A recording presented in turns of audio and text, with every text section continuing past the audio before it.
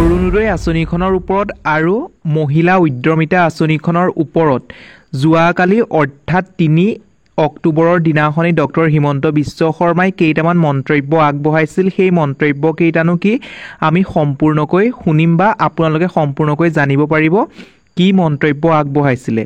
তাৰ আগতে সৰু এটা ৰিকুৱেষ্ট কৰোঁ, যদি আপুনি আমাৰ ইউটিউব চেনেলটোত পোনপ্ৰথমবাৰৰ বাবে ভিজিট কৰিছে তেন্তে প্লিজ আমাৰ ইউটিউব চেনেলটো ছাবস্ক্ৰাইব কৰি কাষতে থকা বেল বটনটো প্ৰেছ কৰিবলৈ নাপাহৰিব। তেতিয়াহে আগন্তুক আহিবলগীয়া প্ৰত্যেকখিনি ভিডিঅ' আপুনি পোনপ্ৰথমে লাভ কৰিব।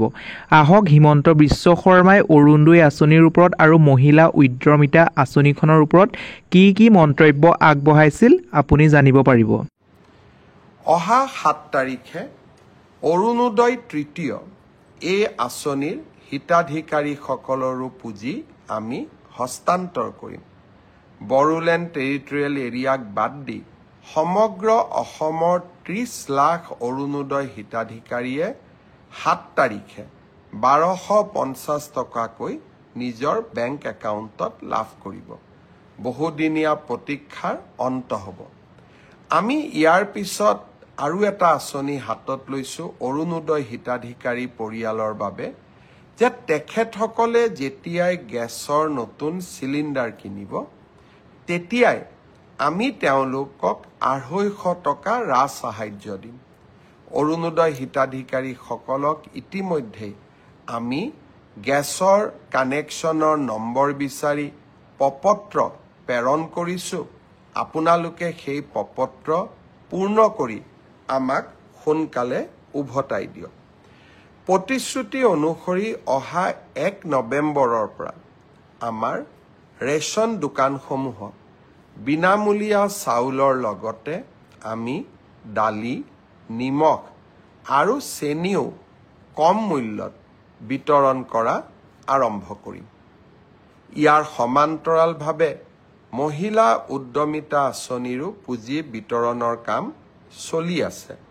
অহাকালি মই বিশ্বনাথ চাৰিআলিত যাম আৰু মহিলা উদ্যমিতা আঁচনিৰ পুঁজি বিতৰণ কৰিম। ঠিক সেইধৰণে তিনিচুকীয়া আৰু ডিব্ৰুগড়, জোনাই এই তিনিওটা সমষ্টিতে মই এই 10 তাৰিখৰ ভিতৰত যোৱাৰ বাবে পৰিকল্পনা কৰিছোঁ, যাতে বিশ্বনাথ, তিনিচুকীয়া, ডিব্ৰুগড় আৰু জোনাই এই 4টা সমষ্টিতে মহিলা উদ্যমিতা আঁচনিৰ পুঁজি 10 তাৰিখৰ আগতে আমি বিতৰণ কৰিব পাৰোঁ। সমান্তৰালভাৱে আমি আন সমষ্টিসমূহতো এনেকৈ মহিলা উদ্যমিতা আঁচনিৰ পুঁজি বিতৰণৰ কাম আমি হাতত ল'ম। বন্ধু বান্ধৱীসকল, আপোনালোকে নিশ্চয় জানিলে যে হিমন্ত বিশ্ব শৰ্মাই অৰুণোদয় আঁচনিখনত কি মন্তব্য আগবঢ়ালে বা উদ্যমিতা আঁচনিখনক লৈ কি মন্তব্য আগবঢ়ালে আপুনি নিশ্চয় জানিব পাৰিলে।